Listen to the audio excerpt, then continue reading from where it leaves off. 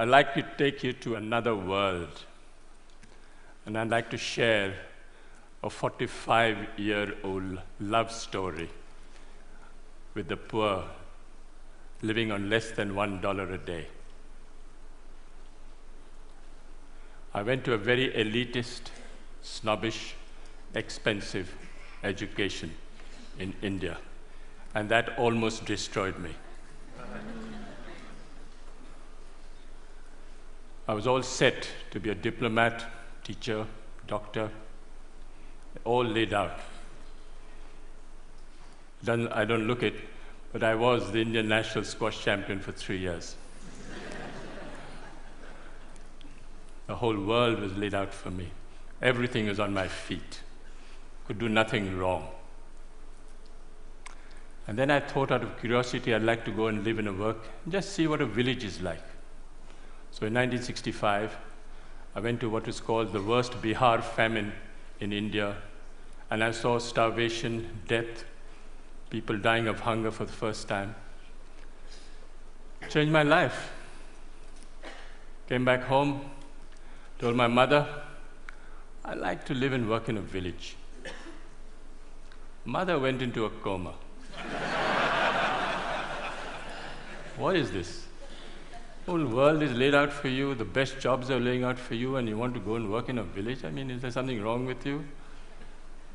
I said, no, I've got the best education, it made me think, and I wanted to give something back in my own way. What do you want to do in a village? No job, no money, no security, no prospect. I said, I want to live and dig wells for 5 years.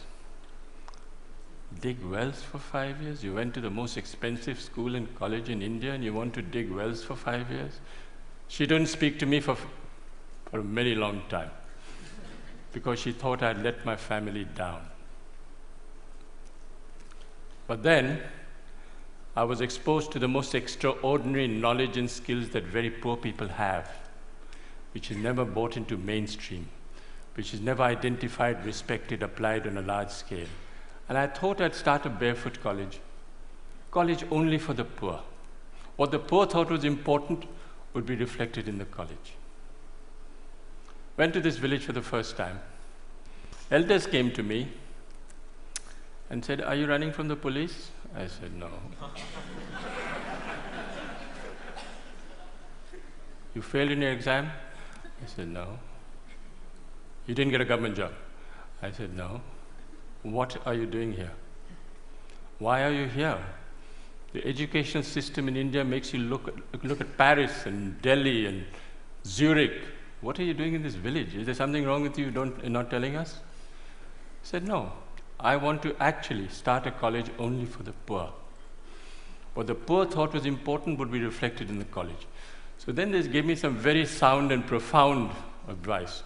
They said, please, don't bring anyone with a degree and qualification into your college. So it's the only college in India where if you should have a PhD or a master's, you're disqualified to come. You have to be a cop-out or a washout or a dropout to come to our college. You have to work with your hands. You have to have a dignity of labor. You have to show that you have a skill that you can offer to the community and provide a service to the community. So we started the Barefoot College, and we redefined professionalism. Who is a professional? A professional is someone who has a combination of competence, confidence, and belief. A water diviner is a professional. A traditional midwife is a professional. A traditional bone setter is a professional. These are professionals all over the world. You'll find them in any inaccessible village around the world. And we thought that these people should come into mainstream and show that the knowledge and skills that they have is universal. It needs to be used, it needs to be applied, it needs to be shown to the world outside that these knowledge and skills are relevant even today. So the college works following the lifestyle and work style of Mahatma Gandhi. You eat on the floor, you sleep on the floor, you work on the floor. There are no contracts, no written contracts. You can stay with me for 20 years, go tomorrow. And no one can get more than $100 a month. You come for the money, you don't come to Barefoot College. You come for the work and the challenge, you come to the Barefoot College. That is where we want you to try crazy ideas. Whatever idea you have, come and try. Doesn't matter if you fail. Battered, bruised, you start again. It's the only college where the teacher is the learner and the learner is the teacher. And it's the only college where you don't give a certificate. You are certified by the community you serve. You don't need a paper to hang on the wall to show that you are an engineer. So when they said that, they said, well, show us what is possible. What are you doing? This is all mumbo jumbo if you can't show it on the ground. So we built the first Barefoot College in 1986. It was built by 12 barefoot architects who can't read and write. Built on $1.50 a square foot. 150 people lived there, worked there. They got the Aga Khan Award for Architecture in 2002. But then they suspected, they thought there was an architect behind it. I said, yes, they made the blueprints, but the barefoot architects actually constructed the college. We are the only ones who actually returned the award for $50,000 because they didn't believe us and we thought that they were actually casting aspersions on the barefoot architects of Telonia. I asked a forester, high-powered, paper-qualified expert. I said, what can you build in this place? He had one look at the soil and said, forget it, no way, nothing can work. No water, rocky soil.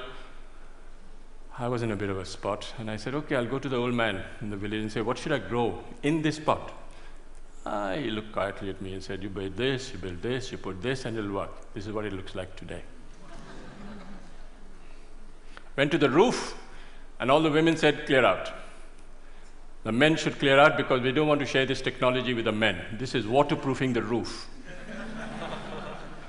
It is a bit of jaggery, bit of urine, and a bit of other things I don't know, but it actually doesn't leak. Since 1986, it hasn't leaked. This technology, the women will not share with the men. It's the only college which is fully solar electrified. All the power comes from the sun. 45 kilowatts of panels on the roof and everything works out of the sun for the next 25 years. So long as the sun shines, I have no problem with power. But the beauty is that it was installed by a priest, a Hindu priest who's only done 8 years of primary schooling. Never been to school, never been to college. He knows more about solar than anyone I know anywhere in the world. Guaranteed. Food, if you come to the Barefoot College, is solar cooked. But the people who fabricated that solar cooker are women. Illiterate women who actually fabricate the most sophisticated solar cooker. It's a parabolic Scheffler solar cooker. Unfortunately, they're almost half German. They're so precise. You'll never find Indian women so precise. Absolutely to the last inch, they can make that cooker. And we have 60 meals twice a day of solar cooking.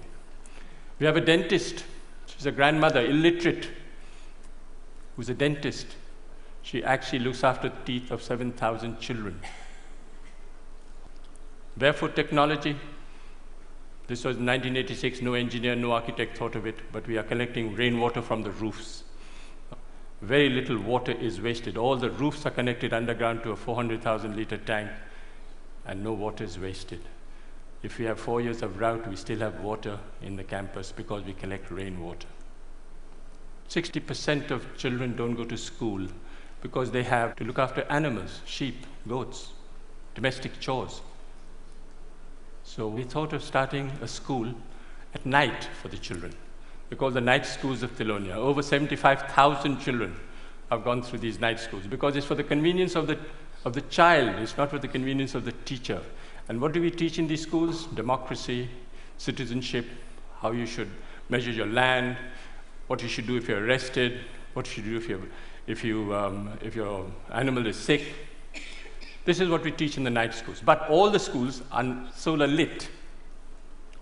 Every 5 years, we have an election between 6 to 14-year-old children participate in a democratic process, and they elect a prime minister. The prime minister is 12 years old. She looks after 20 goats in the morning, but she's prime minister in the evening. She has a cabinet, Minister for Education, Minister for Energy, Minister for Health, and they actually monitor and supervise 150 schools for 7,000 children. She got the World's Children's Prize 5 years ago, and she went to Sweden. First time ever going out of a village, never seen Sweden, wasn't dazzled at all by what was happening. And the Queen of Sweden, who's there, turned to me and said, "Can you ask this child where she got her confidence from? She's only 12 years old, and she's not dazzled by anything." And the girl who's on her left turned to me and looked at the Queen straight in the eye and said, "Please tell her I'm the Prime Minister."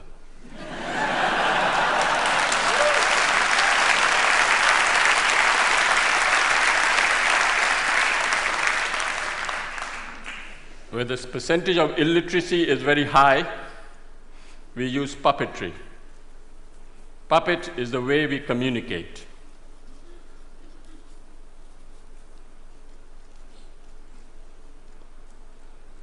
You have Joachim Chacha, who's 300 years old.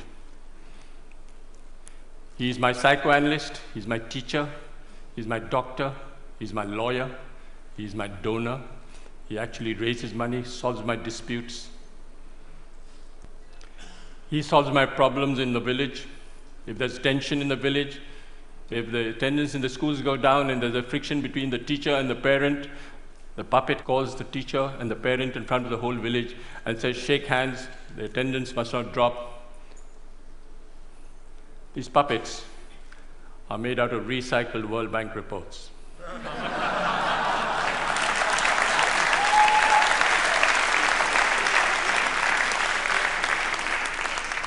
So this decentralized, demystified approach of solar electrifying villages, we've covered all over India, from Ladakh up to Bhutan. All solar electrified villages by people who have been trained. When we went to Ladakh and we asked this woman, at minus 40, you have to come out of the roof because there's no place, it's all snowed up on both sides. And we asked this woman, what was the benefit you had from solar electricity? And she thought for a minute and said, "It's the first time I can see my husband's face in winter." Went to Afghanistan. One lesson we learned in India was men are untrainable. Men are restless, men are ambitious, men are compulsively mobile, and they all want a certificate. All across the globe, you'll have this tendency of men wanting a certificate. Why? Because they want to leave the village and go to a city looking for a job. So we came up with a great solution: train grandmothers. What's the best way of communicating in the world today? Television? No. Telegraph? No. Telephone? No. Tell a woman.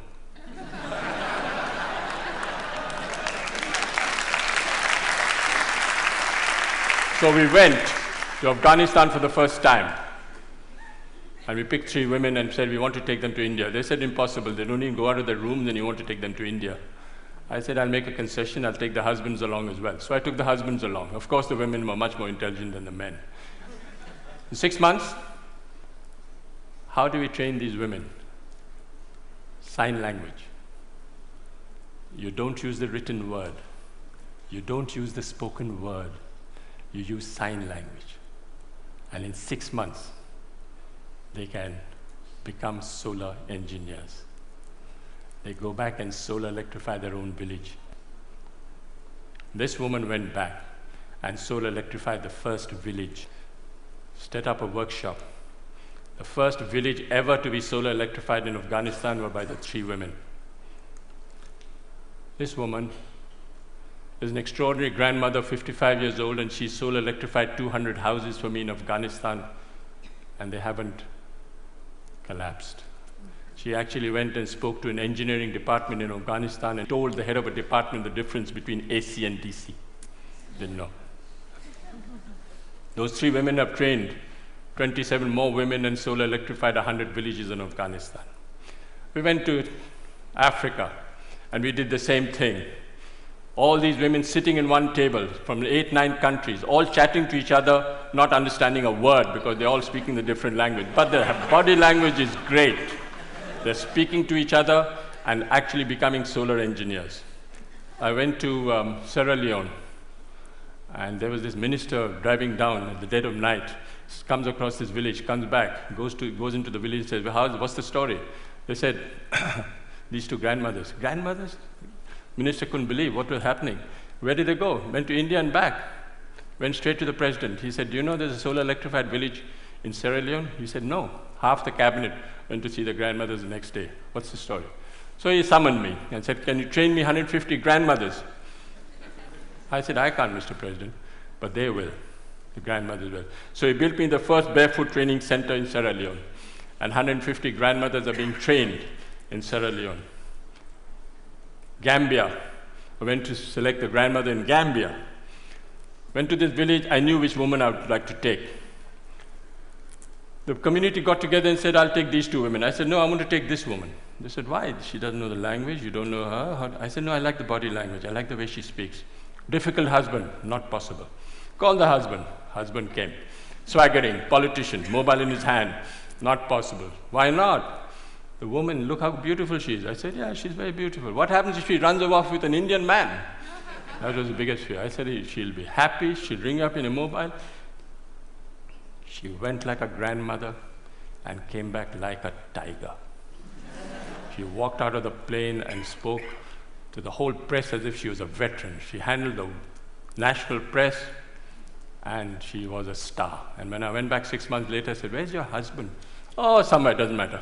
Doesn't matter. Doesn't matter. Success story.